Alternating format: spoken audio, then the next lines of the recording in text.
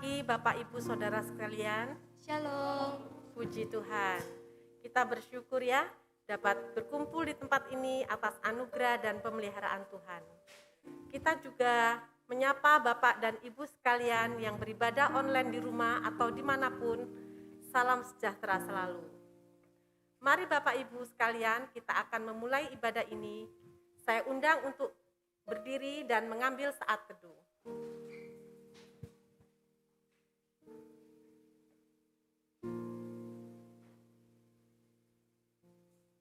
Pertolongan kita ialah datangnya dari Tuhan yang menciptakan langit dan bumi, dan yang tidak pernah meninggalkan hasil pekerjaan tangannya.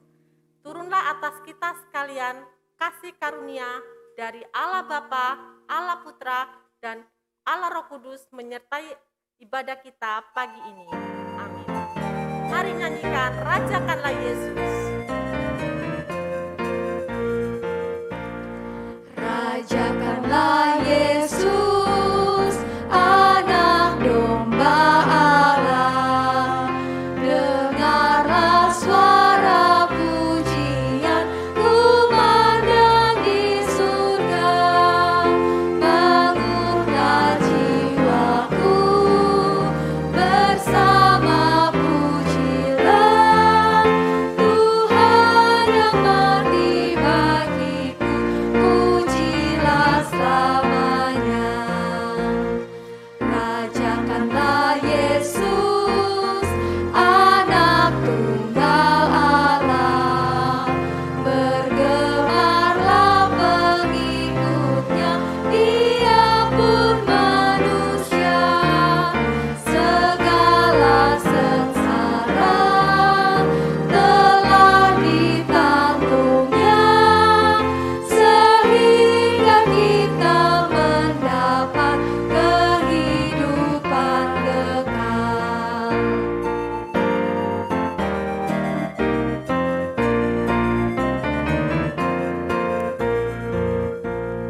Rajakanlah Yesus, Tuhan sumber hidup. Segala bangsa diselamatkan, mautlah dilenyapkan. Marilah memuji, masyurkan rahmat-Nya. Hidup kekal Dia berikan karena kematian-Nya.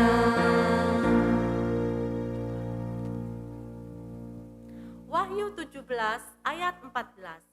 Mereka akan berperang melawan anak domba, tetapi anak domba akan mengalahkan mereka, karena ia adalah Tuan di atas segala tuan dan Raja di atas segala raja.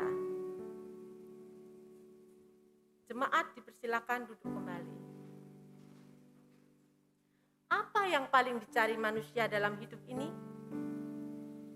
Di antaranya adalah kedamaian. Namun justru seringkali kita merasa tidak damai karena dosa. Untuk itu, mari kita mengakui segala kesalahan dan dosa kita.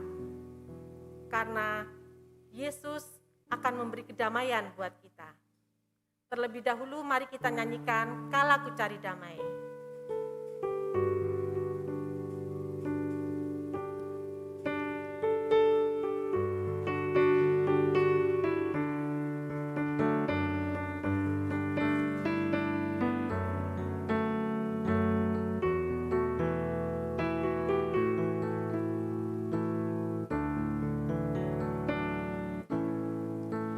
Kala ku cari damai,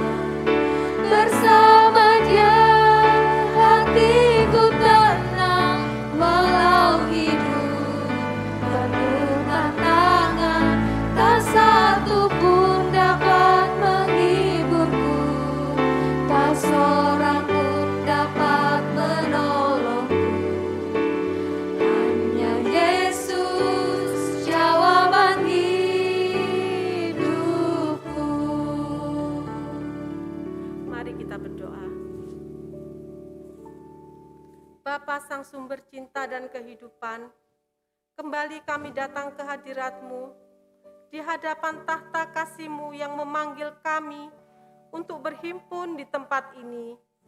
Meski banyak di antara kami yang masih beribadah di rumah kami masing-masing, tetapi kami mau menyatukan hati kami ya Tuhan, menyembah Kristus yang menjadi sumber iman kami, yang telah mati dan bangkit membawa keselamatan buat kami semua. Kami bersyukur untuk kasih-Mu yang mengikat kami dalam persekutuan bersama Allah dan bersama dengan sesama umat-Mu. Namun Bapa, kami menyadari dan mengakui segala kelemahan kami, bahwa sebagai anak-anak-Mu, sebagai manusia yang lemah dan terbatas, terkadang kami masih hidup di dalam kepentingan, keinginan, yang juga bahkan membuat kami tidak menjadi saksi-saksi Kristus. Kami datang kepadamu ya Bapa, dengan segala pengakuan kami, bahwa hidup kami masih diliputi kekhawatiran, kecemasan, kebimbangan, dan kami meragukan Tuhan dalam hidup ini.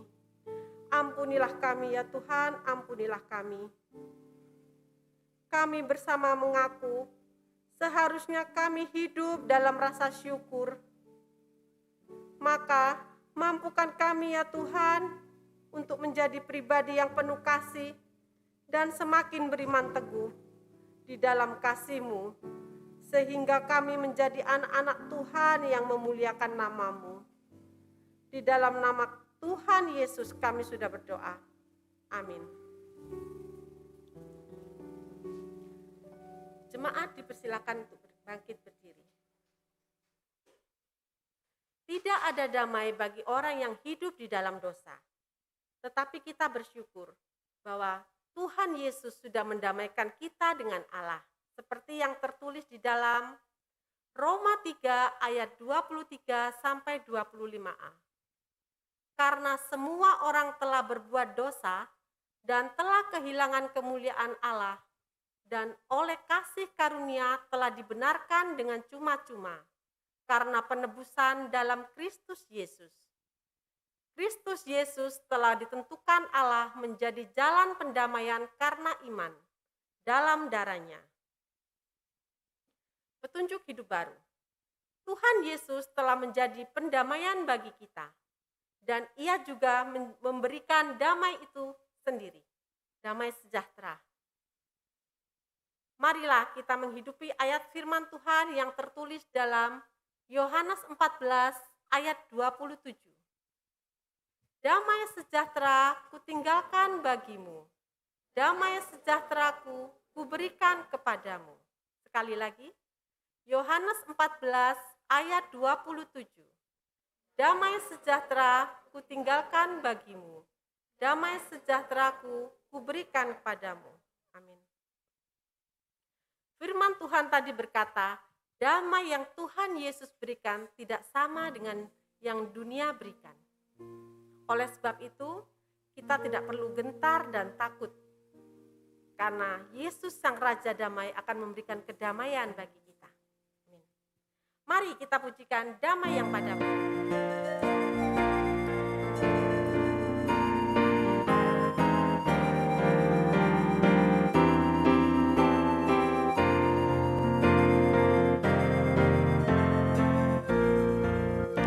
Damai yang padaku bukan diberi dunia, damai yang di dalam hati. Ujian dan susah bagai awan gelap, tapi hatiku selalu damai. Damai yang diberikan sangat ajaib, selalu di hatiku dirangkanku dengan suara kasih. Yesus berkata,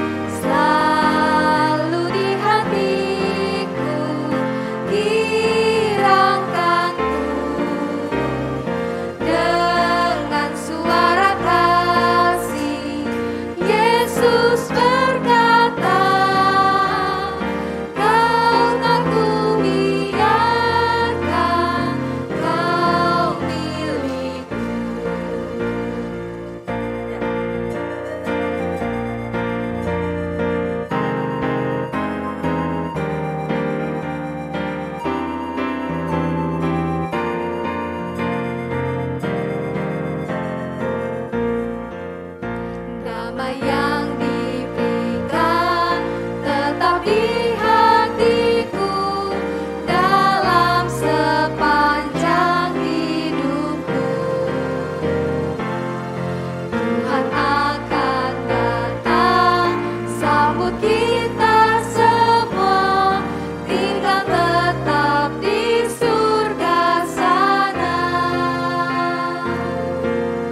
Damai yang diberikan sangat ajaib, selalu di hatiku, gerakanku. Dengan suara kasih, Yesus berkata, "Kau tak kubiarkan, kau milikku." Ya, Yesus Sang Raja Damai, itulah yang dinubuatkan oleh Nabi Yesaya. Mari kita mempersiapkan hati kita untuk beribadah, untuk mendengarkan firman Tuhan. Kita nyanyikan Yesus Raja Damai. Jemaat silakan duduk.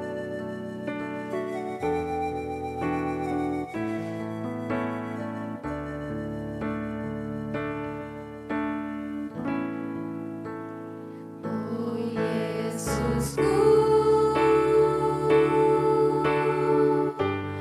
Engkaulah Raja Damai. Kau turun ke dunia,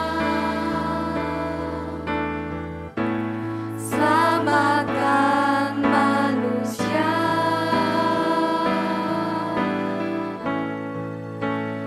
Oh Yesusku, Kau Tuhan penuh kasih. Kau berikan hidupmu untuk hapus dosaku. Kaulah Allah yang kupuji, Kaulah Allah yang kusembah. Kemuliaan bagimu di tempat maha tinggi.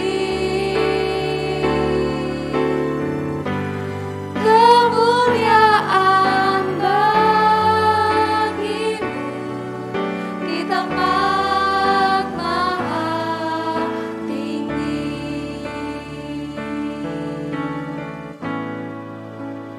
Oh Yesusku, Engkaulah Raja Damai. Kau turun ke dunia, selamatkan manusia.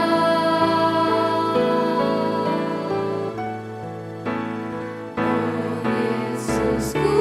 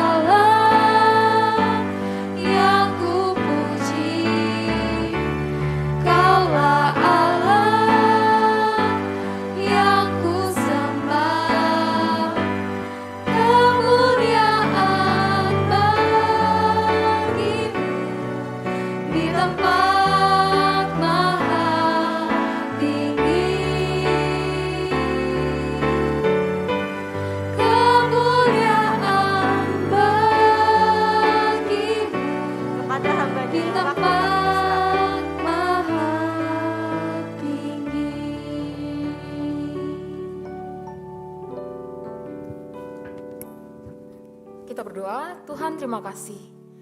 Terima kasih untuk segala hal yang Tuhan kerjakan dalam hidup kami. Terima kasih untuk kedamaian yang selalu Tuhan hadirkan dalam kehidupan kami. Bapa di sorga, saat ini Tuhan, kami anak-anak-Mu datang di hadapan-Mu. Kami sudah memuji Engkau Tuhan. Tiba saatnya bagi kami untuk mendengarkan suara manis-Mu. Engkau berbicara bagi setiap kami, Engkau kuatkan kami lewat firman-Mu. Supaya dalam menjalani hari-hari kami Tuhan, di dunia yang penuh dengan ketidakdamaian ini, kami tetap merasa damai karena Engkau bersama dengan kami. Terima kasih Tuhan Yesus, ini doa kami mau sambut firman-Mu. Tuhan berbicara, Tuhan pakai hamba-Mu yang lemah dan terbatas ini. Di dalam nama Yesus kami berdoa. Amin. Shalom, selamat pagi semuanya. Shalom. Puji Tuhan, masih semangat 45. Boleh katakan kiri kanannya, damai bagimu, damai bagiku, damai bagi kita semua. Silakan katakan bagi kiri kananmu. Damai bagimu, damai bagiku, damai bagi kita semua. Baik, Bapak Ibu Saudara yang dikasihi Tuhan, tema firman Tuhan yang diberikan kepada saya hari ini adalah Raja Damai. Wah, belum Natal kok udah bahas Raja Damai ya. Mungkin ada yang bertanya-tanya seperti itu.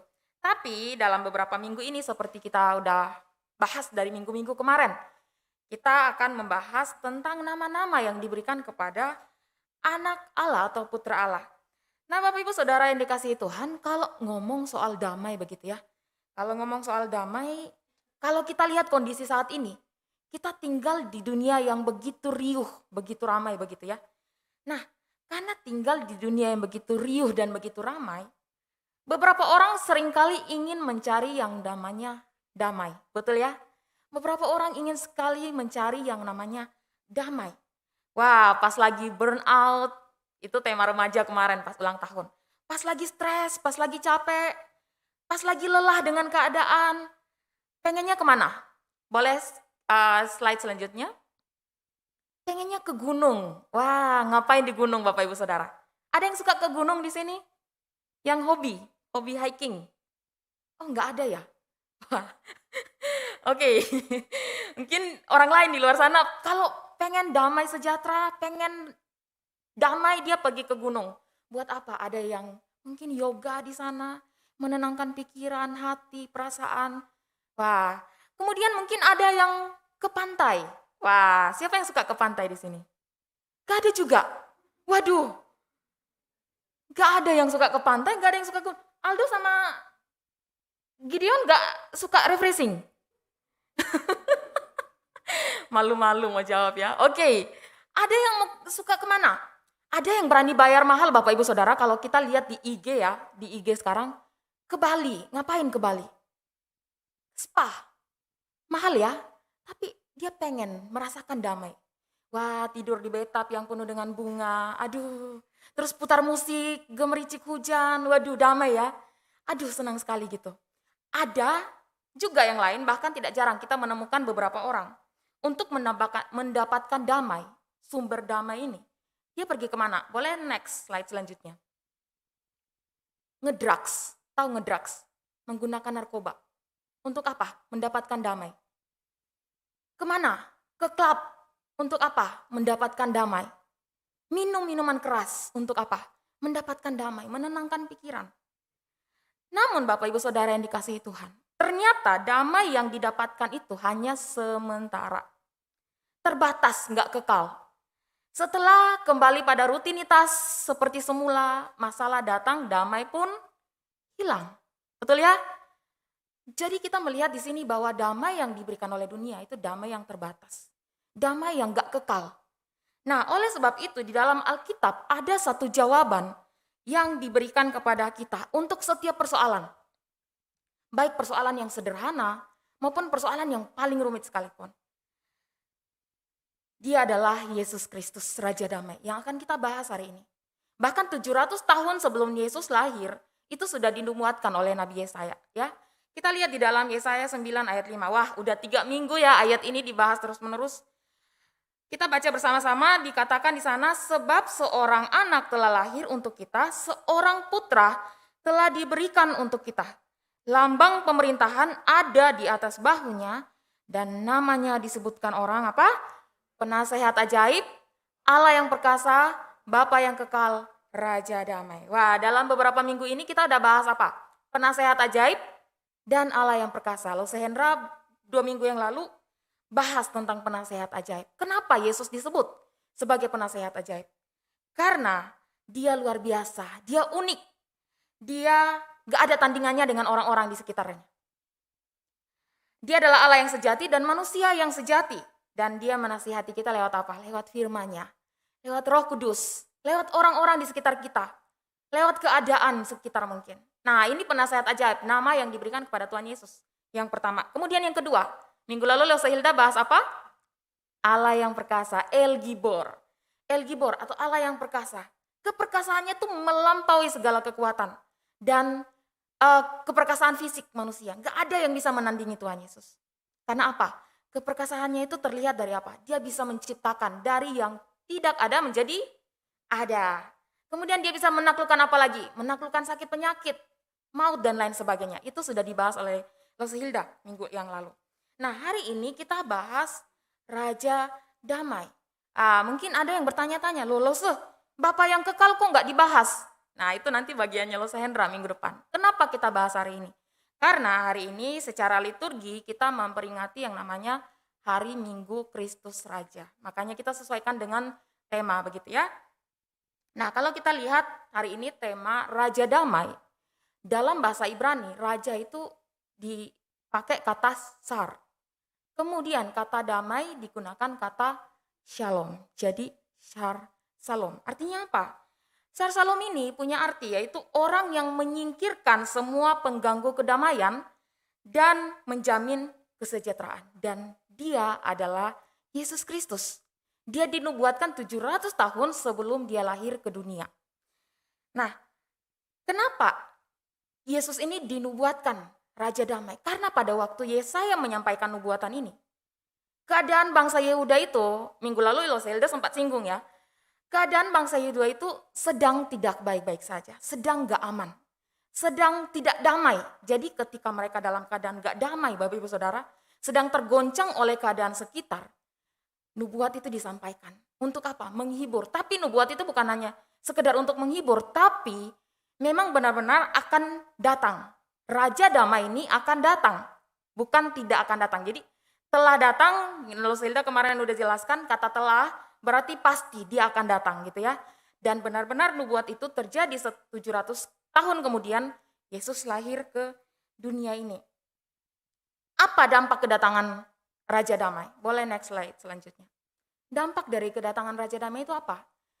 Kuk yang menekan mereka itu akan dipatahkan. Mereka akan dibebaskan dari yang namanya cengkraman musuh. Kemudian damai sejahtera itu nggak akan pernah hilang. Nah, Raja Damai ini merujuk kepada siapa? Kepada Yesus Kristus. Kalau kita perhatikan ya. Terus kita bertanya-tanya mungkin, kenapa Yesus Kristus yang bagian ini ditujukan kepada Yesus Kristus?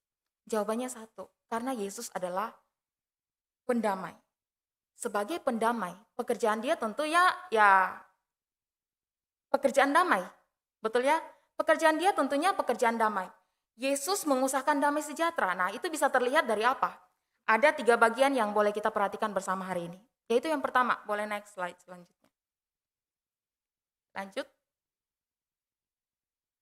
Dia melakukan 3 pekerjaan damai. Boleh kita perhatikan bersama ya hari ini ya. Ada 3 yang Yesus kerjakan sebagai Raja Damai. Yaitu yang pertama, dia mendamaikan manusia dengan Allah. Dia mendamaikan manusia dengan Allah. Bapak Ibu Saudara yang dikasihi Tuhan, waktu Tuhan Yesus datang ke dunia ini tidak sedang dalam keadaan damai. Dunia kita, tempat kita tinggal, itu tidak sedang dalam keadaan damai. Tapi chaos, kacau. Kacau dalam hal apa? Dalam segala hal. Kenapa? Karena apa? Tadi Bu Yuli udah sempat singgung.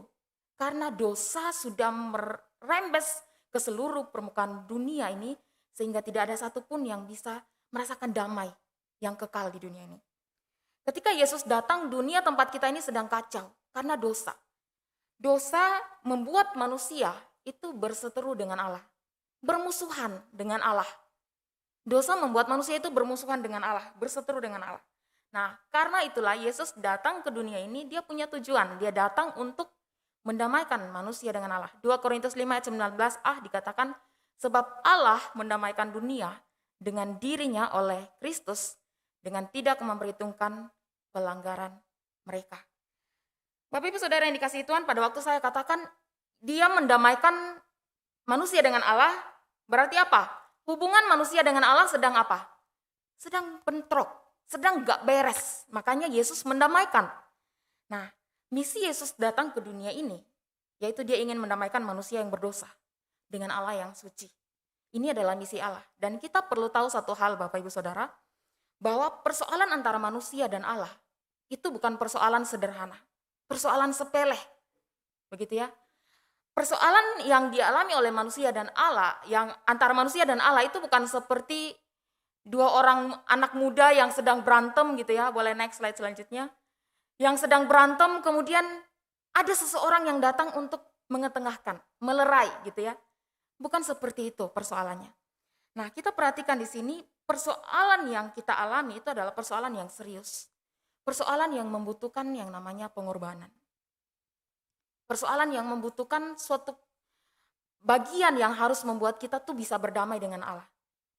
Ada jurang pemisah antara manusia dengan Allah. Nah, pada waktu Yesus datang, dia menjadi jalan tengah antara manusia dengan Allah, antara Allah dengan manusia. Nah, Yesus dikorbankan agar kita didamaikan, Bapak Ibu Saudara. Amin. Ada pengorbanan. Yesus dikorbankan agar Bapak Ibu dan saya bisa didamaikan oleh Allah. Kalau Yesus gak dikorbankan, dulu di perjanjian lama, memang orang itu selalu kalau pengen berdamai dengan Allah bawa hewan. Nah, tapi sekarang gak ada lagi.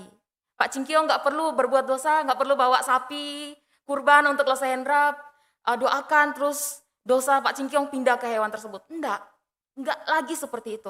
Hanya korban yang Allah lakukan itu adalah korban sekali untuk selama-lamanya. Dan itu Yesus lakukan di atas kayu salib untuk mendamaikan saya dan saudara dengan Allah yang kudus. Dan itu sudah terjadi 2000 tahun yang lalu. Dan hari ini kalau kita bisa duduk di sini, itu karena kita sudah didamaikan dengan Allah. Ya, jadi mari kiranya kita yang sudah didamaikan dengan Allah ini, hidup kita pun harus seturut dan sesuai dengan kehendak Allah. Jangan sampai kita yang sudah didamaikan dengan Allah, hidup kita hari-hari menyakiti hati kudus Allah. Jadi mari perhatikan seluruh kehidupan kita, supaya hidup kita setiap hari, apakah saya sudah menyenangkan Tuhan atau belum ya? Apakah hidup saya sudah berkenan kepada Tuhan atau belum ya? Jadi kiranya kita terus mengoreksi diri dari hari ke hari. Supaya perdamaian yang sudah kita terima dengan cuma-cuma itu, kita benar-benar menghargai pengorbanan Sang Raja Damai. Itu yang pertama, Yesus mendamaikan manusia dengan Allah. Kemudian yang kedua, Yesus mendamaikan, next slide selanjutnya.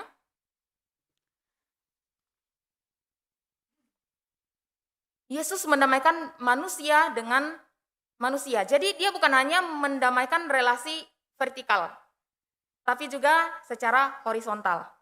Dia mendamaikan manusia dengan Allah, kemudian dia mendamaikan manusia dengan manusia. Bapak Ibu yang dikasihi Tuhan, pada waktu manusia jatuh dalam dosa, dia bukan hanya merusak relasi manusia dengan Allah, tapi merusak relasi manusia dengan sesama. Nah, itu terbuktinya di apa? Kalau kita baca di dalam Efesus pasal 2 ayat 14 sampai ayat 18, itu sangat-sangat terlihat jelas di sana. Sangat-sangat terlihat jelas di sana, yaitu relasi manusia dengan manusia itu rusak, Bapak Ibu Saudara.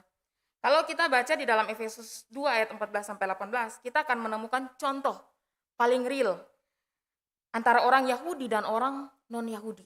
Orang Yahudi pada zaman dulu itu gak suka bergaul dengan orang non-Yahudi.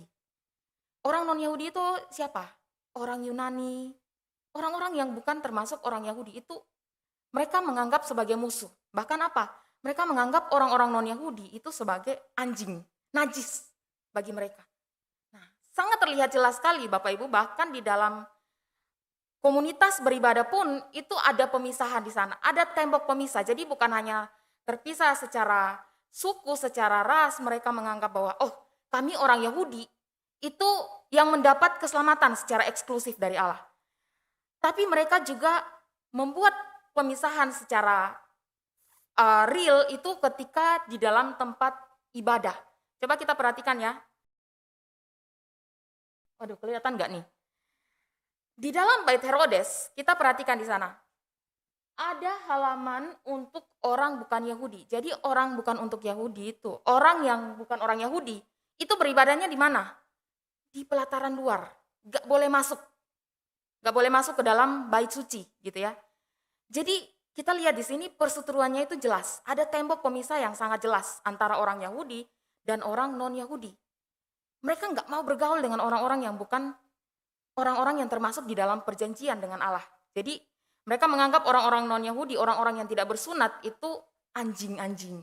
Orang-orang yang najis gitu ya. Nah, tapi Paulus katakan di dalam Efesus 2 ayat 14 tadi, dia katakan bahwa ketika Yesus mati, dia adalah Raja Damai yang telah mempersatukan kedua belah pihak.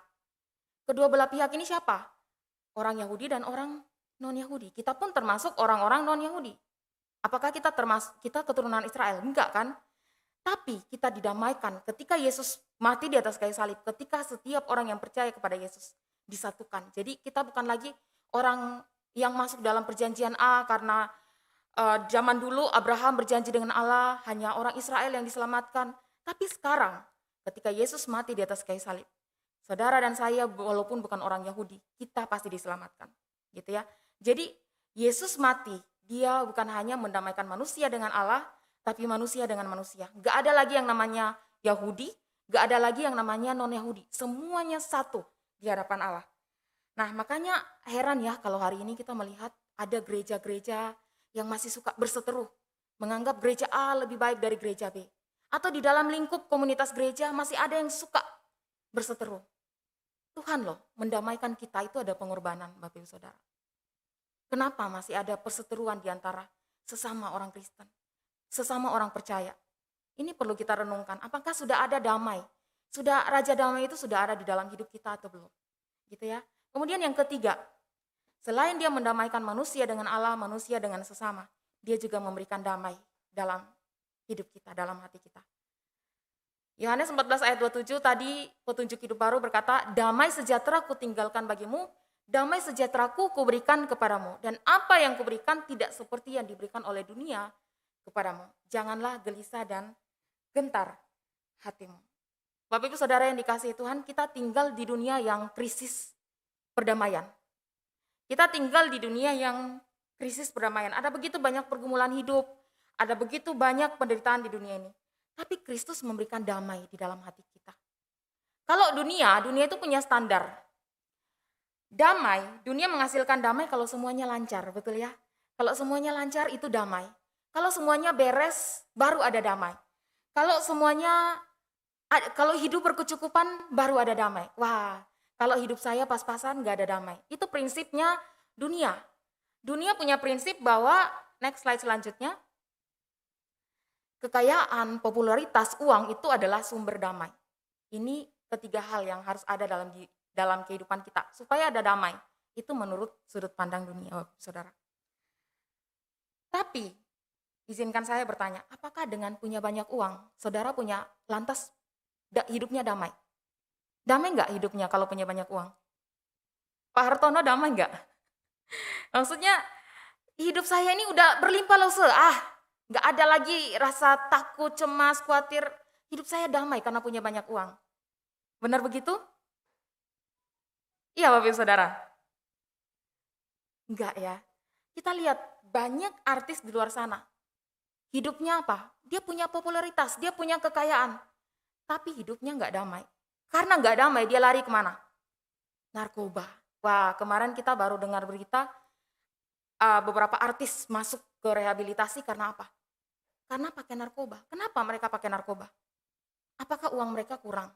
Kekayaan mereka kurang? Popularitas mereka kurang? Enggak kurang Bapak Ibu Saudara. Tapi ternyata beberapa hal itu bukanlah sumber damai yang utama dan terutama. Sehingga mereka masih mencari dan terus mencari kedamaian itu. Sampai mereka mendapatkannya. Mereka dapatkan lewat apa? Hal-hal dunia yang seharusnya tidak dilakukan oleh mereka. Narkoba, apalagi seks bebas dan lain sebagainya. Itu untuk apa? Mendapatkan damai. Memuaskan hasrat damai yang tidak terpuaskan itu. Nah, Bapak Ibu Saudara yang dikasihi Tuhan. Karena itu, kepada setiap orang percaya Yesus katakan damai sejahteraku kutinggalkan bagimu. Damai sejahtera yang Yesus berikan itu tidak tergantung kondisi dan situasi. Walaupun hari ini saya susah, hidup saya menderita, saya sakit, tapi tetap ada damai dalam hidup kita. Itulah damai yang sejati yang Tuhan Yesus berikan. Next slide selanjutnya. Ingat, damai tidak sama dengan mudah, gitu ya. Damai tidak sama dengan mudah. Jadi jangan berpikir, oh, kalau hidup saya damai, saya ikut Tuhan, hidup saya itu mudah, gampang. No, Bapak Ibu Saudara. Kita boleh punya masalah. Kita di dalam Kristus, kita boleh punya masalah, tapi kalau kita ngundang Sang Raja Damai itu dalam hati kita, maka respon kita pada masalah itu pasti berbeda. Betul ya? Respon kita pada masalah yang datang menghampiri kita itu pasti berbeda. Seperti yang pujian yang tadi kita nyanyikan sebelum pengakuan dosa, dia katakan apa? Bersama Dia hatiku damai, walau dalam lembah kekelaman. Dalam lembah kekelaman, Bapak Ibu Saudara, bukan lembah mata air. Lembah air mata ini, bukan lembah mata air. Tapi di dalam lembah kekelaman sekalipun kita tetap bisa merasakan damai. Karena damai yang Tuhan Yesus berikan itu tidak seperti yang dunia berikan. Damai yang terbatas. Tapi dalam situasi saudara saat ini, walaupun hidup saya susah, makan pas-pasan, keluarga yang penting kumpul bersama, walaupun mungkin ada yang jauh juga terpisah, tapi tetap ada damai. Karena apa? Damai yang Tuhan Yesus berikan, itu damai yang kekal. Bukan damai yang seperti yang dunia berikan, yang terbatas. Sehingga kita terus mencari damai, haus kedamaian, dan lain sebagainya. Nah, inilah 3 pekerjaan yang Tuhan Yesus lakukan. Yang pertama apa? Tuhan mendamaikan kita dengan siapa? Allah. Kemudian yang kedua, Tuhan mendamaikan kita dengan siapa? Dengan sesama. Lalu yang ketiga, Tuhan memberikan damai di dalam hati kita. Ini Tuhan lakukan keseluruhan, menyeluruh. Dia nggak lakukan setengah-setengah. Artinya begini, dia nggak mendamaikan satu relasi aja, tapi semua. Dia mendamaikan manusia dengan Allah, dia mendamaikan manusia dengan sesamanya, dan dia memberikan damai di dalam hati kita. Karena itu Bapak Ibu Saudara yang dikasihi Tuhan, damai yang sudah Tuhan berikan itu. Kiranya kita setiap hari terus, Tuhan Raja Damai hadir di dalam hati saya, hadir dalam hidup saya. Karena begini Bapak Ibu Saudara, banyak orang di luar sana yang berkata begini, saya berdamai dengan Tuhan, tapi saya nggak mau berdamai dengan kamu. Saya mau berdamai dengan Allah, tapi saya masih, kamu sampai 7 turunan, saya nggak akan mengampuni kamu. Nah, itu salah Bapak Ibu Saudara. Kalau Raja Damai itu sudah hadir dalam hidup kita, maka menyeluruh. Kita berdamai dengan Allah, kita juga berdamai dengan sesama. Sesama kita siapa? Mungkin suami istri kita, pasangan kita, orang tua kita, anak-anak kita. Kita akan hidup damai. Ada damai sejahtera di sana. Karena apa? Damai itu dikerjakan oleh Raja Damai secara menyeluruh. Karena itu mari hidup berdamai satu dengan yang lain, karena kita sudah didamaikan terlebih dahulu oleh Tuhan kita, Yesus Kristus. Mari kita tundukkan kepala, kita berdoa. Bapa di sorga, terima kasih untuk firman-Mu. Kami rindu Tuhan dalam kehidupan kami. Kami yang penuh dengan noda dan dosa ini, kami rindu hidup kami terus Engkau hadir untuk memenuhi hati kami yang kosong, supaya hidup kami penuh dengan damai. Kami berdamai dengan Allah, kami berdamai dengan sesama kami juga berdamai dengan diri kami sendiri. Kiranya firman Tuhan hari ini menolong kami, supaya kami melihat bahwa damai itu Allah berikan kepada kami dan kami tidak mempergunakannya dengan sia-sia, dengan cuma-cuma. Tapi kami pakai damai itu untuk kehidupan di dunia yang tidak damai. Kiranya damai itu terus ada di dalam hati kami, terus tinggal di dalam hati kami, sehingga kami tetap bisa hidup berdamai dengan orang-orang di sekitar kami. Kami tetap punya relasi yang intim dengan Tuhan, dan kami boleh berdamai dengan diri kami sendiri. Terima kasih Tuhan, ini doa kami bersyukur di dalam nama Yesus. Amin. Saya kembalikan pada WL.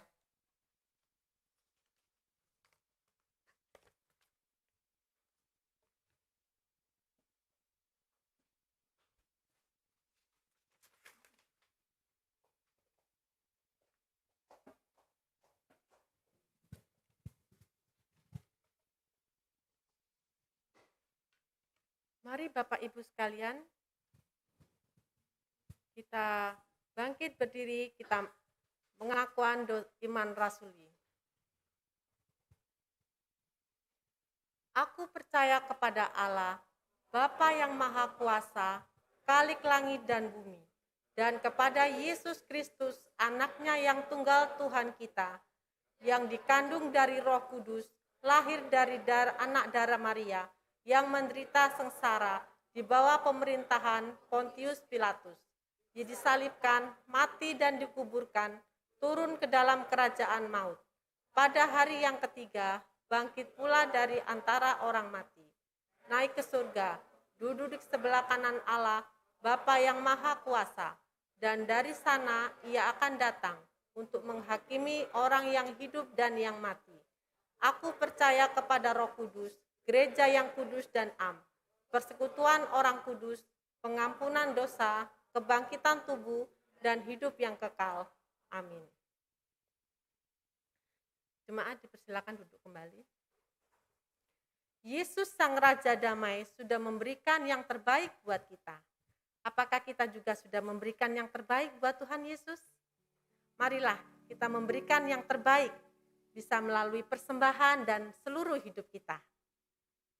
Mari kita nyanyikan, sudahkah yang terbaik kuberikan?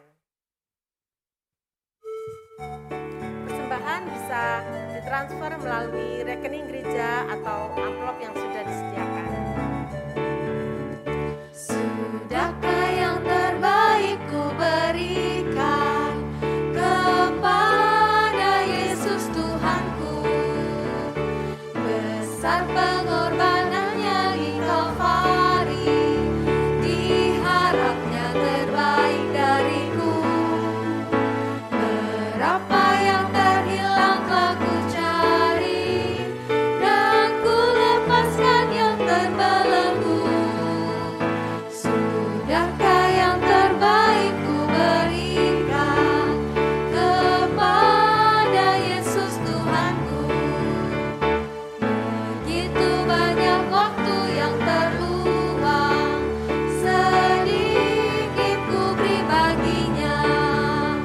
Sebab kurang kasihku pada Yesus, mungkinkah hancur pula hatinya? Berapa yang terhilang telah ku cari, dan ku lepaskan yang terbelenggu.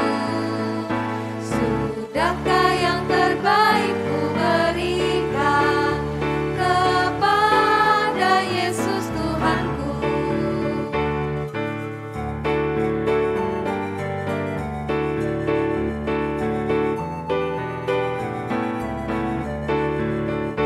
Telah ku perhatikanlah sesama, atau ku biarkan tegar.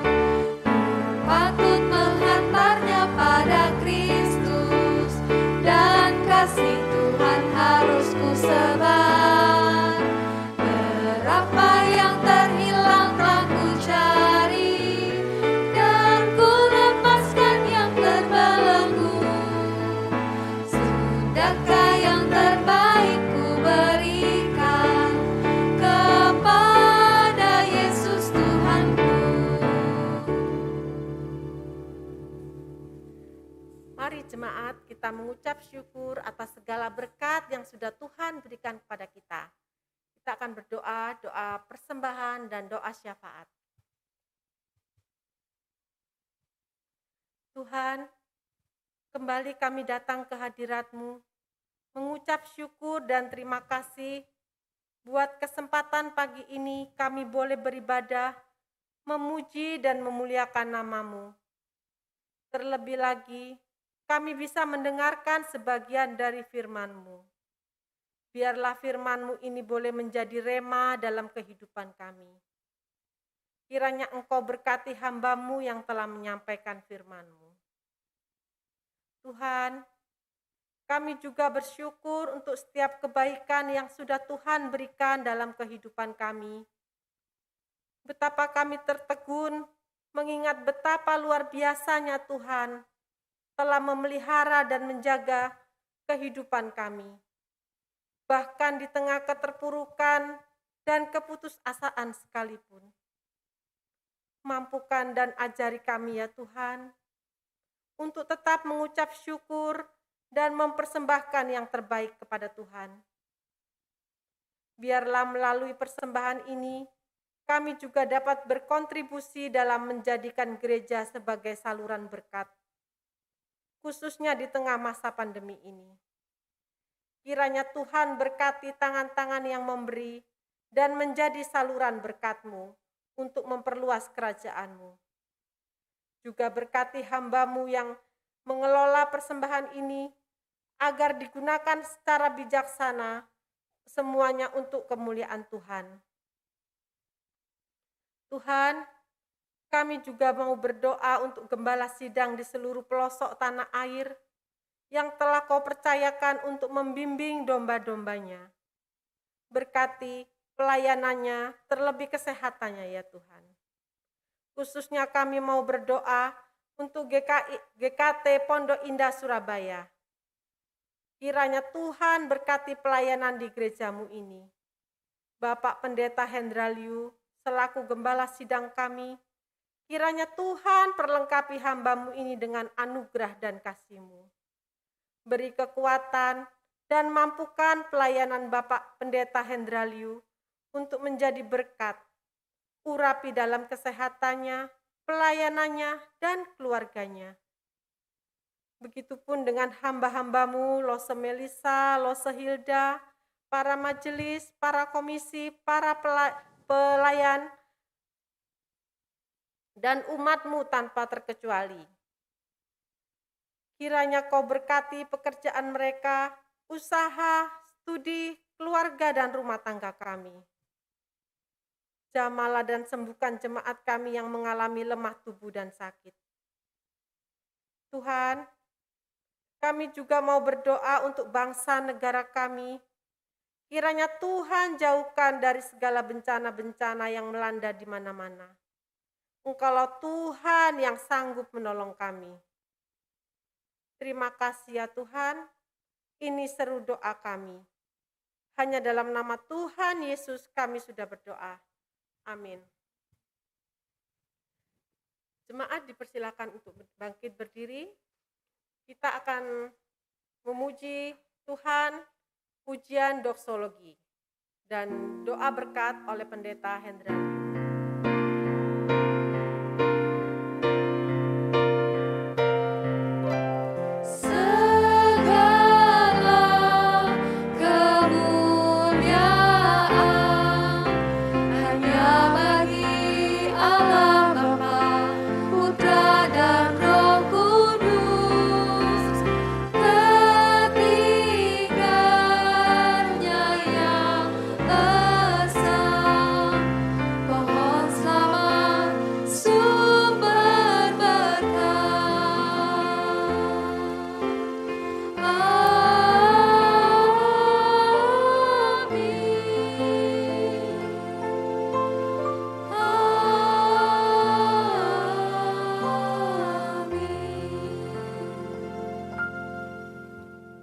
Di tengah-tengah kehidupan yang sulit saat ini, seringkali kesulitan itu berusaha untuk merenggut damai yang ada dalam hati dan hidup kita. Tetapi firman mengingatkan bahwa Tuhan kita Yesus Kristus Raja Damai, biarlah Ia senantiasa ada dalam hati dan hidup kita. Yang paling besar, yang paling utama sudah Tuhan selesaikan, memberikan damai kita dengan Allah, sehingga kita menjadi anak-anak Allah. Dan biarlah ini menjadi satu sukacita, menjadi satu kekuatan dalam hidup kita, untuk terus melangkah dalam hidup ini, sekalipun sukar dan sulit. Karena Yesus selalu memberikan damai dalam hati dan hidup kita. Mari Bapak Ibu arahkanlah hatimu kepada Allah dan terimalah berkat-Nya. Tuhan Raja Damai, Pencipta langit dan bumi, yang senantiasa akan memberkatimu di dalam segala kelimpahan, baik berkat-berkat rohani maupun berkat-berkat jasmani di dalam kehidupanmu. Dia Tuhan yang setia, yang senantiasa akan melindungi engkau, menjaga engkau di tengah-tengah kehidupan ini. Tuhan yang penuh dengan kebaikan, Ia senantiasa akan menyinari engkau dengan wajah-Nya dan memberi engkau kasih karunia. Tuhan menghadapkan wajahnya kepadamu, dan memberi engkau damai sejahtera. Kiranya Allah Tritunggal itu senantiasa memimpin, menyertai, dan memberkati hidupmu dari saat ini sampai selama-lamanya. Amin.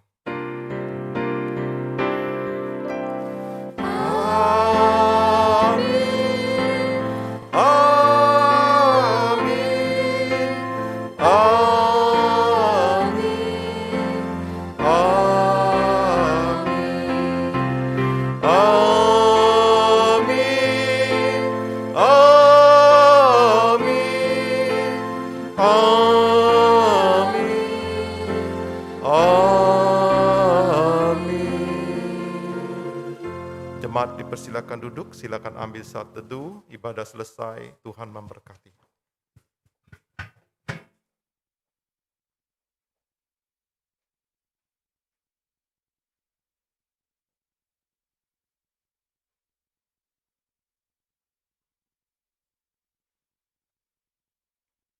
Shalom Bapak Ibu. Selamat datang Pak Haryono. Ya, tanpa kita duga tiba-tiba beliau nongol ya. Ini lagi cuti Pak ya. Berapa tahun Pak? Oh cuma 1 minggu, saya kira 1 tahun ya. Selamat datang, Tuhan memberkati. Semoga Pak Haryono dan keluarga ya selalu dipimpin oleh Tuhan.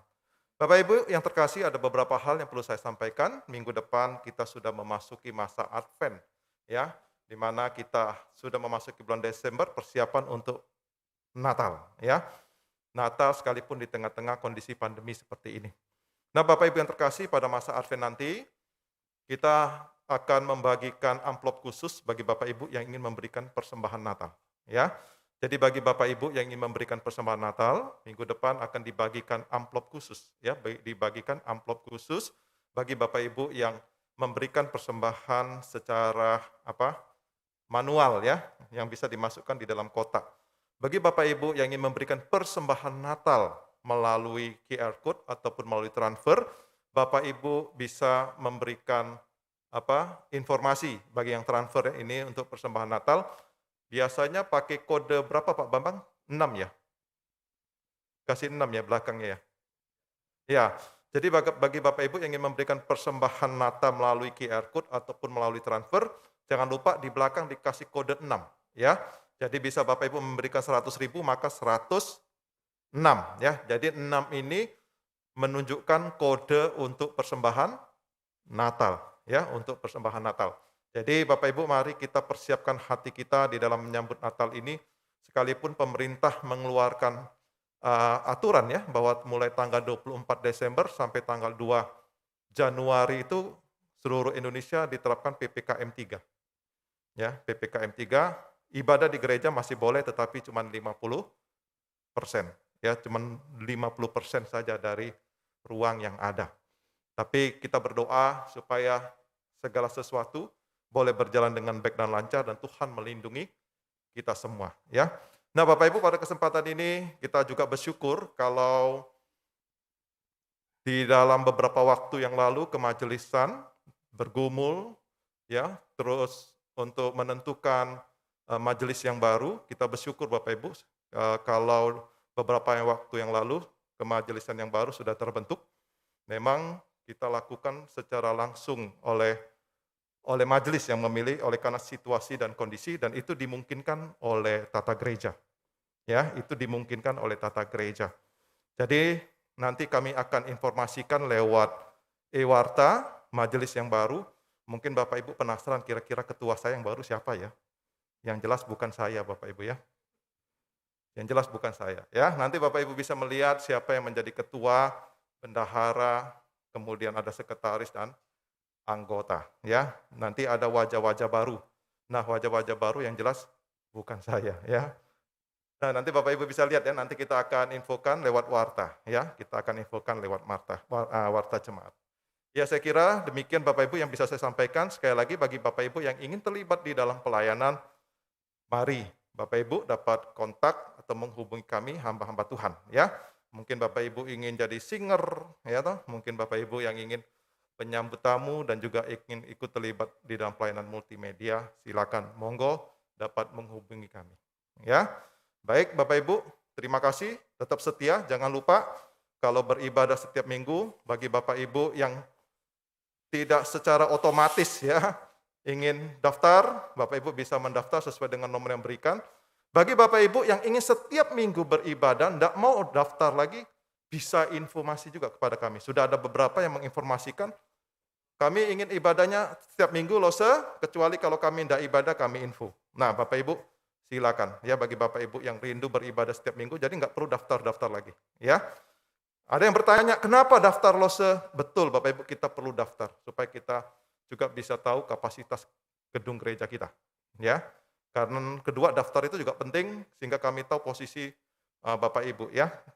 Karena itu kami harap kerjasamanya, mari Bapak Ibu mulai hari Senin, sampai hari Jumat kami buka pendaftaran. Bagi Bapak Ibu yang ingin mendaftar setiap minggu secara otomatis, tidak perlu daftar lagi, silakan kontak saya atau hubungi hamba-hamba Tuhan. Terima kasih, Tuhan memberkati. Seperti biasa, kalau keluar sesuai dengan nomor urut yang dari kecil sampai yang paling besar. Tuhan memberkati.